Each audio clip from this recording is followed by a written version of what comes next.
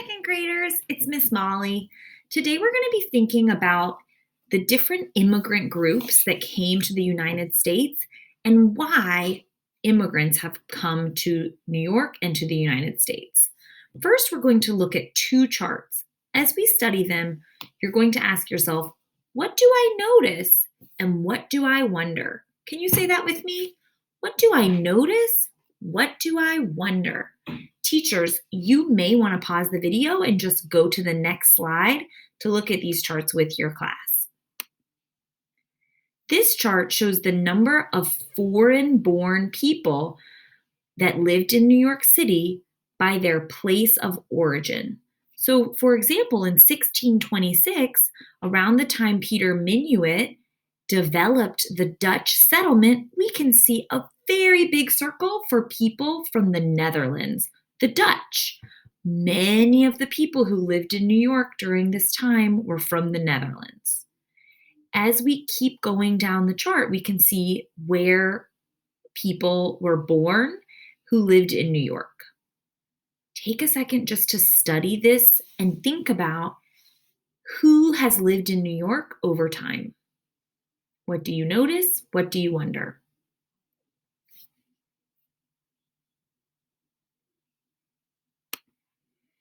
This chart shows the number of total people who lived in New York starting in the year 1790 all the way up to 2000.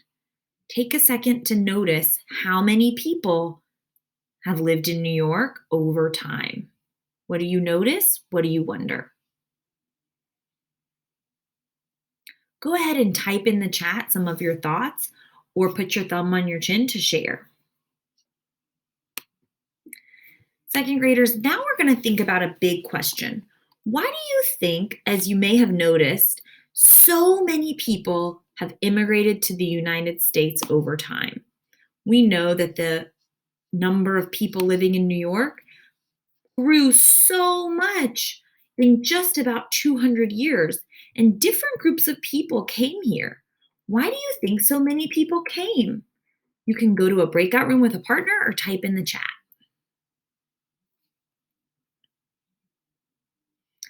Let's study a timeline together of where different immigrants were from in New York over time. In the 1700s, we know most immigrants came from the Netherlands, France, and England. There were also many African people who did not come here of their own choice, but were kidnapped and enslaved by those Dutch, French, and English people. In the 1800s, people from Ireland and Germany began to arrive.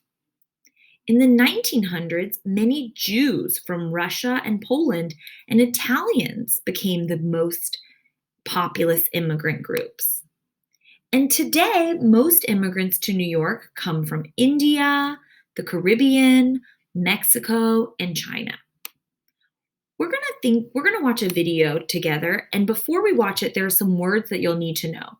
The first word is persecution, which means punishing people who are less powerful or from a marginalized group. Jewish people in Russia were often persecuted during this time. They were forced to live in small settlements, and they were often attacked by non-Jewish Russians. Another word you'll want to know for this video is political turmoil, which means chaos or fighting due to a change in government. This is a piece of art from the Taiping Civil War in 1850, which was a big war in China where many millions of Chinese people died. And these are some Chinese immigrants who came to New York after that war. The final phrase or word you'll need to know is famine.